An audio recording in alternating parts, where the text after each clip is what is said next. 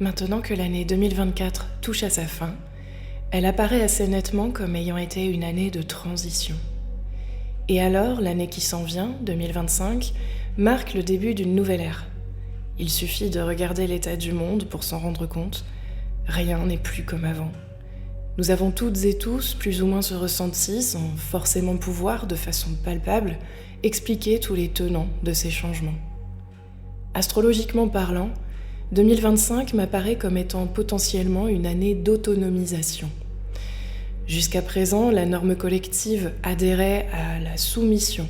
Soumission à un gouvernement, un chef, une sorte de parent, une hiérarchie en somme.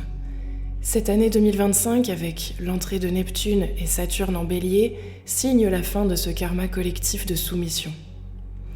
Or, lorsque l'on brise ses chaînes, lorsque l'on cherche à se libérer, on peut craindre une forme de répression sévère de la part de celui qui nous maintenait enchaînés.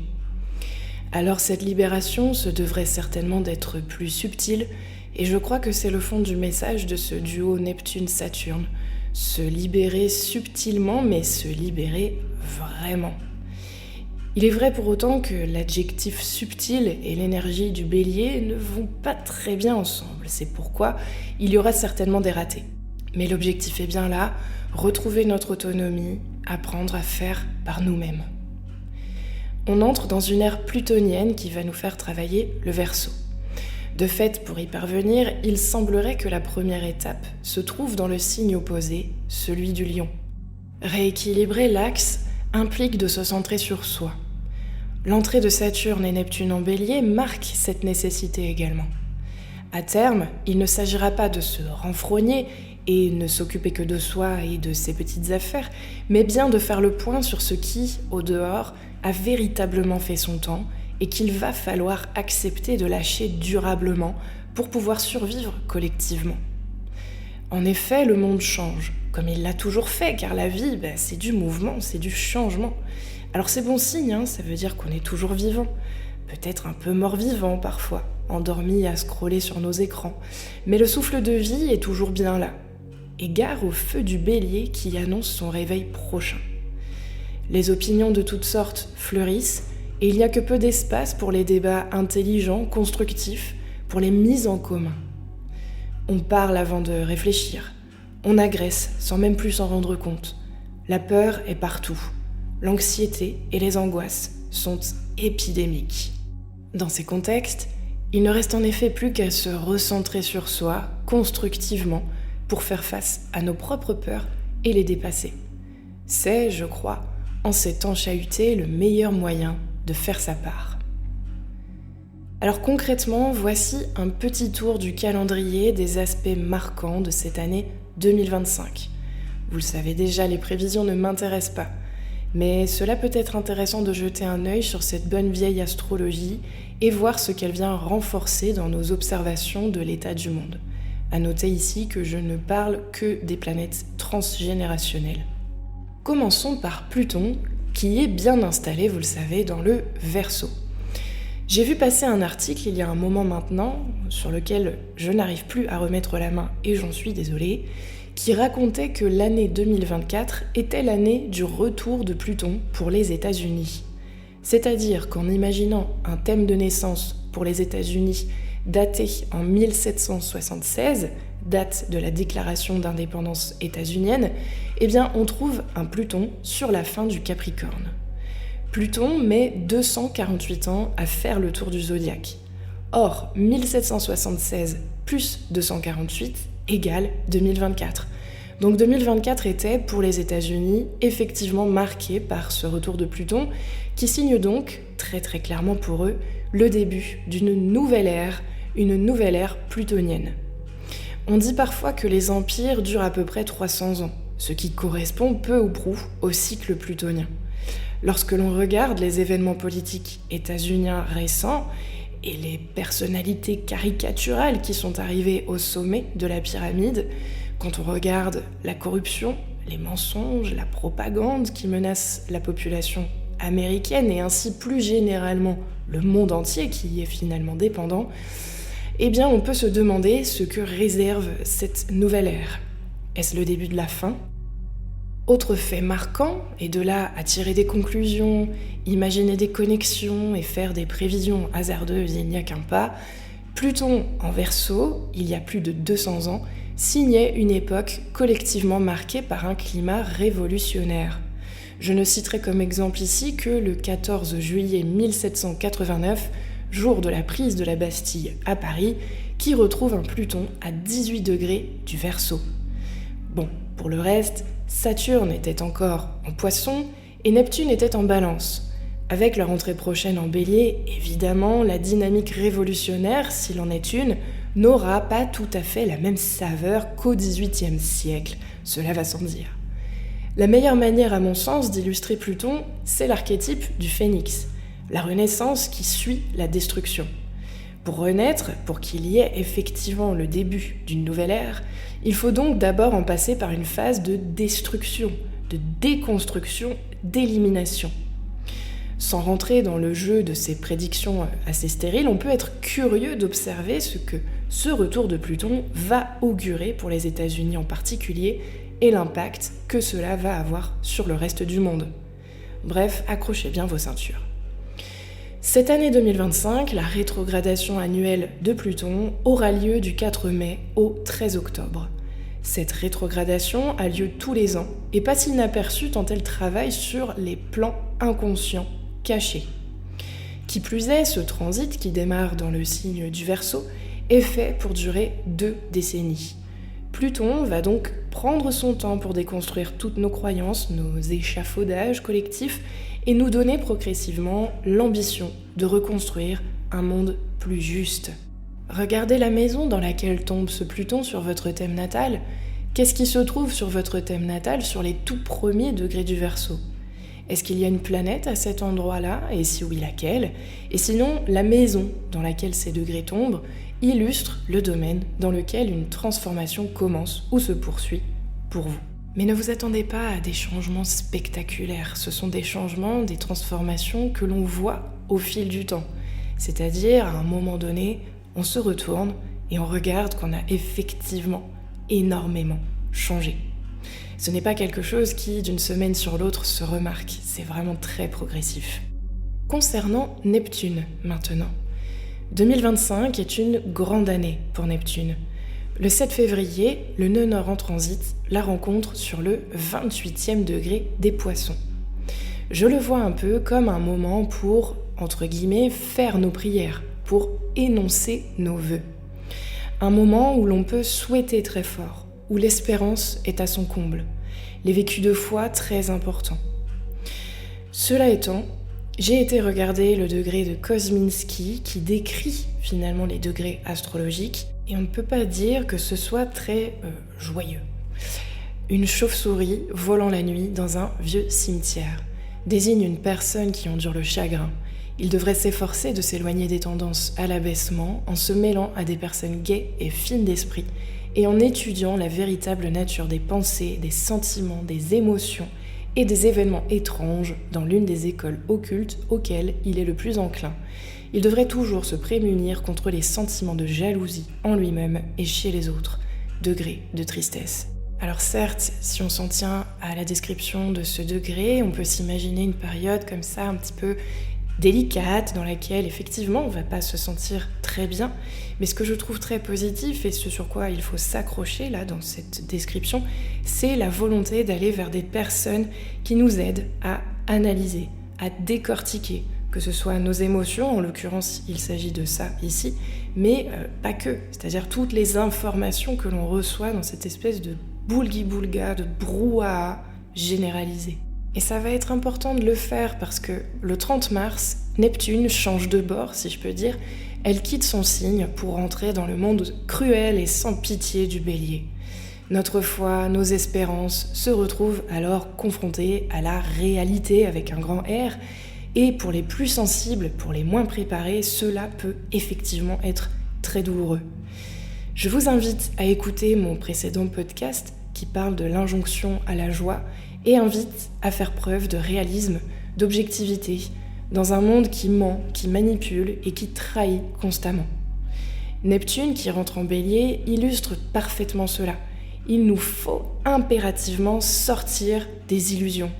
Le voile va de toute manière se lever, qu'on le veuille ou non, et nous allons devoir faire face à des enjeux collectifs majeurs. Il est temps, pour le dire autrement, de faire preuve de maturité en tant que collectivité. Nous pouvons conserver la foi, je dirais même que nous devons le faire, mais cela ne doit pas nous empêcher de nous occuper de la matière, d'agir, d'être acteurs, investis, avec conscience et, j'insiste, responsabilité. C'est là tout le sens de cet adage que je répète inlassablement dans mes consultations individuelles depuis plusieurs années maintenant. Nous devons faire descendre le subtil dans la matière. Mais pour pouvoir le faire, nous ne devons pas rester coincés dans ce subtil, comme malheureusement beaucoup trop de monde aujourd'hui semble le faire. Le plus déconnecté du réel incarné et terrestre nous serons, le plus manipulables. Alors, Neptune aussi dispose d'une période de rétrogradation annuelle et celle-ci aura lieu du 4 juillet au 10 décembre, ce qui permettra de prendre du recul sur ce changement de signe, sur cette nouvelle manière de vivre notre foi. Quelques mois d'introspection silencieuse, de mise au point, un peu comme si, pour emprunter le vocabulaire du Bélier, nous nous mettions à l'abri pour recharger nos munitions. On n'est pas toutes et tous impactés de la même manière par l'énergie de Neptune, cela dit. Je dirais qu'en fonction de son positionnement dans votre thème natal, l'impact de ce changement de signe sera plus ou moins ressenti. Par exemple, les personnes qui ont Neptune en maison 1 ou proche des angles, fond du ciel, le descendant ou le milieu du ciel, seront bien évidemment plus marquées par ces transits, là où pour d'autres cela peut s'avérer tout à fait anodin. Regardez aussi dans quelle maison transite Neptune sur votre thème et quelle est éventuellement la planète de votre thème natal qui est concernée. Autrement dit, y a-t-il un astre qui se trouve sur les tout premiers degrés du Bélier sur votre thème ? Neptune, qui vient transiter cet endroit-là du thème, peut apporter un moment de confusion temporaire à un endroit où vous avez plutôt l'habitude de voir clair, d'être actif et conscient. Il s'agira de faire attention à ne pas vous faire avoir. Gardez les yeux grands ouverts pour continuer à voir dans l'obscurité temporaire dans laquelle le monde est plongé. C'est une année aussi pour faire le point sur vos croyances. Comment est-ce que vous vous racontez le monde et son histoire ? Croyez-vous bec et ongle en la science démonstrative ou accordez-vous de l'importance au récit d'une religion ? Possédez-vous votre propre récit ? Je crois que nous entrons dans une période où ce que l'on se raconte va avoir beaucoup d'importance pour justement pouvoir faire face à ce qui s'en vient. Mais cela regarde chacun dans son intimité. Attention aux tendances prosélytes plus sagittariennes qui voudraient que tout le monde pense comme lui. Et qu'en est-il d'Uranus en 2025 ? Alors Uranus poursuit son labourage intensif du signe du Taureau cette année jusqu'au 7 juillet où il fera une première incursion dans le signe des Gémeaux. Vous vous rendez compte que là, on est quand même à 3 planètes transpersonnelles qui rentrent dans un nouveau signe, c'est magistral. Une réelle année de changement, de profonds bouleversements et de nouveaux départs collectifs. Avant cela, toutefois, je note que le 1er mai, qui est une date assez connotée politiquement en France bien sûr, Uranus fera un sextile exact au nœud nord, puis les jours qui suivront à Neptune. J'ai du mal à ne pas associer ce sextile au terme révolution. Révolution des cœurs, révolution intérieure, qui recèle une colère qui au bout d'un moment ne peut plus rester contenue. Le 7 juillet alors, Uranus fait sa première incursion dans les Gémeaux. Et là, une première explosion massive en lien avec nos manières de communiquer pourrait prendre place. Remise en question des fameux réseaux sociaux, gigantesque panne, ou mise en avant et révélation de tous ces tissus de mensonges qui confortent cette ère de la post-vérité dans laquelle nous sommes progressivement rentrés ces dernières années. Jusqu'au 7 novembre, les réseaux de communication pourront être potentiellement sous flux tendu. Le 6 septembre, en effet, Uranus passe en rétrogradation et retournera dans le signe du Taureau jusqu'en 2026. La fin 2025 pourra donc prendre le temps de réparer les dommages collatéraux qui auront pris place suite à ce détricotage de nos montages communicationnels. Notre parole se doit d'être impeccable, nos oreilles et nos yeux grands ouverts. Uranus qui vient titiller le signe des Gémeaux, c'est l'occasion de secouer les menteurs, les doubles faces. C'est un coup de tonnerre, comme je le disais, dans le réseau. On ne peut qu'espérer que cela soit bénéfique et nous permette de retrouver un peu d'évidence, de clarté surtout, dans ce monde embrumé, brouillé par la communication mensongère. On reparlera de l'impact d'Uranus en Gémeaux l'année prochaine, car ce n'est qu'un premier mouvement pour lui cette année 2025.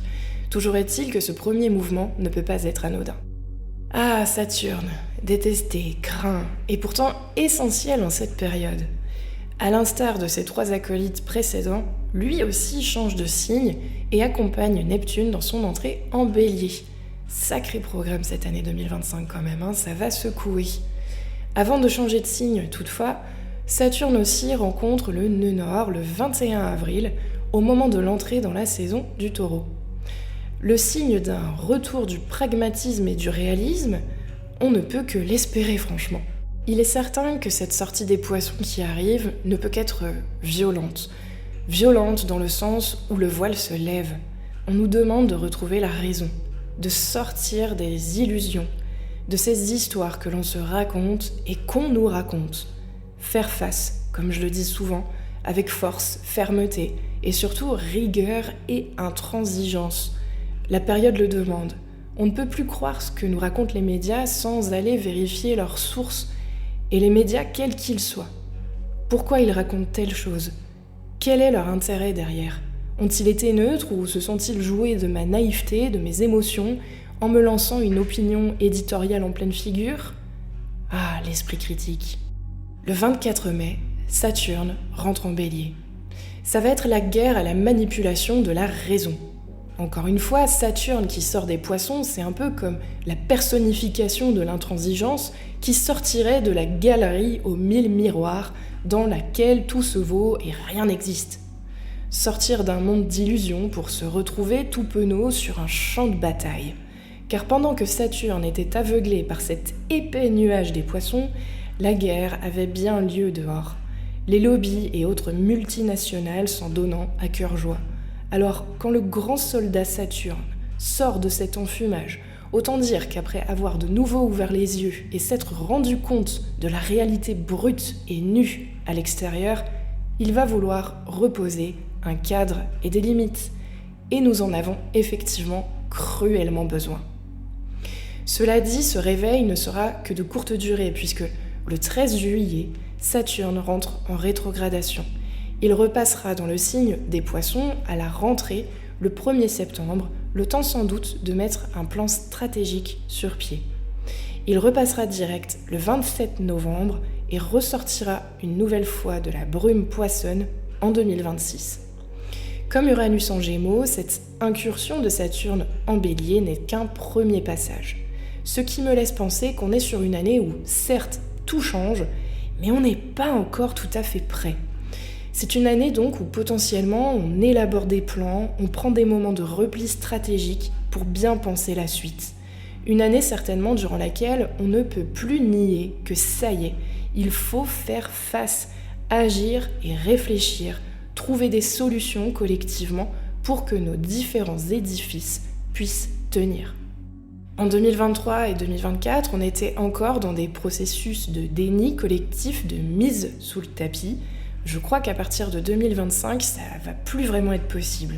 Nous allons devoir nous adapter. Enfin, concernant Jupiter, la bonne étoile ou l'excessif en fonction des placements, eh bien nous sommes sur une année de transit entre le Gémeaux et le Cancer.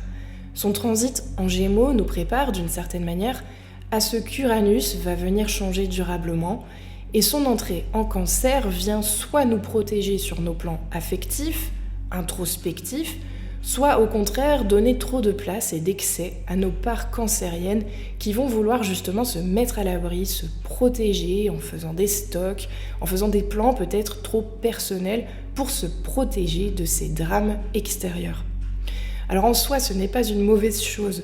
Je pense en effet que prendre les devants pour se mettre à l'abri, soi et ses proches, quand on a le luxe de pouvoir le faire, c'est en partie ce que ce Jupiter en Cancer va nous permettre. Mais étant donné les autres transits, prenez garde quand même à l'égoïsme infertile. tendre une main aux voisins en détresse est plus que jamais nécessaire et souhaitable si nous voulons faire société. Et Dieu sait s'il y a des personnes en détresse autour de nous en ce moment. Pensez aux engagements associatifs, ne serait-ce qu'une heure de votre temps de temps en temps, ça peut changer la vie de quelqu'un autour de vous. Parfois même un coup de fil, ça change la donne. Attention en effet à l'effet trop méfiant du cancer et à son repli sur soi parfois très maladif. C'est en cela que Saturne pourrait venir vous bousculer, car je l'ai assez dit, il nous faut faire face. Et certaines personnes, bien sûr, sont très fragiles face à tout cela. Leur sensibilité ne leur permet pas de voir les choses autrement que par le prisme de la méfiance et de la peur paroxystique. C'est là encore une fois que nous avons à jouer nos cartes collectivement. Sourire à votre voisin plutôt que de le fuir du regard, lui tendre une main, lui filer un coup de main. Là encore, cela peut changer le cours d'une journée. Le 18 mai, Jupiter fera un carré au nœud nord. Le 15 juin, un carré à Saturne et le 18 juin, un carré à Neptune. Ce qui illustre parfaitement ce que je viens de dire. On a peur, on se sent abandonné par l'univers, par Dieu, par la source, on n'y croit plus. On se laisse envahir par le désespoir et on panique. Ces mouvements sont à éviter le plus possible car une foule qui panique, ce sont des aubaines pour les grands manipulateurs, les grands affabulateurs qui nous dirigent. À la rentrée, Jupiter passera cette fois en trigone au nœud nord, puis à Saturne et Neptune. L'occasion alors à ce moment-là de sortir de notre zone de confort et comme je l'ai dit plus tôt, de penser à la suite en planifiant, en élaborant concrètement quelque chose, une manière d'agir, une manière d'être. Le 11 novembre, Jupiter entamera sa rétrogradation et alors l'heure sera là encore à l'introspection, rentrer au-dedans de soi et faire le point sur cette année haute en couleurs qui touchera bientôt à sa fin. Nous referons alors un point à ce moment-là. Cette année les amis, plus que jamais, je crois qu'il va nous falloir apprendre à faire tout seul, par nous-mêmes. Nous délester petit à petit du besoin de maître au-dessus de soi, du besoin de guide. Prenons un exemple très concret. La France se trouve de plus en plus dans cette problématique que l'on appelle le désert médical. On a été habitué, en effet, depuis peu ou prou les 30 glorieuses, globalement, à n'avoir qu'à passer un coup de fil quand on a mal quelque part pour être pris en charge rapidement par celui qui sait, le maître, en l'occurrence le médecin. Et nous n'avons, pour la plupart d'entre nous, absolument aucune autonomie en matière de santé. Et bien voilà un exemple très concret où nous allons peut-être devoir reprendre nos responsabilités en main, apprendre par nous-mêmes, devenir plus solidaires, échanger nos savoirs et nos compétences. Car si nous attendons que les maîtres reviennent nous sauver, nous allons potentiellement attendre très longtemps. Réapprendre à penser par soi-même, réapprendre à prendre du recul sur ce qui nous est donné sur un plateau, repenser notre rapport au confort. Pourquoi est-ce que nous en avons toujours besoin de plus et en même temps n'en avons jamais assez alors que nous croulons sous les biens matériels et les services parfois franchement inutiles. Repenser notre rapport au collectif, à la justice, notre rapport au vivre ensemble. Tout remettre en question pour pouvoir penser au monde de demain et commencer à le créer brique par brique. C'est là la mission des enfants nés ces 20 dernières années au moment du transit de Pluton en Capricorne. Mais nous autres pouvons les aider en prenant les devants, en pensant l'élaboration de ces briques. Ces adultes de demain auront du pain sur la planche et il ne tient qu'à nous, adultes d'aujourd'hui, de les accompagner au mieux vers cette épatante mission de reconstruction. Qu'allons-nous transmettre ? Qu'allons-nous laisser à celles et ceux qui viennent après nous ? Avons-nous déjà baissé les bras ? Ou pouvons-nous encore imaginer un monde meilleur que celui que nous sommes en train de laisser pourrir sous nos yeux ? Bon, commencez par prendre soin de vous, réalistement, et puis des autres avec bienveillance et compassion, et en vous reprenant intérieurement quand vous tombez dans le jugement. Franchement, on fait toutes et tous comme on peut, et c'est déjà pas mal. Allez, je vous embrasse. Salut!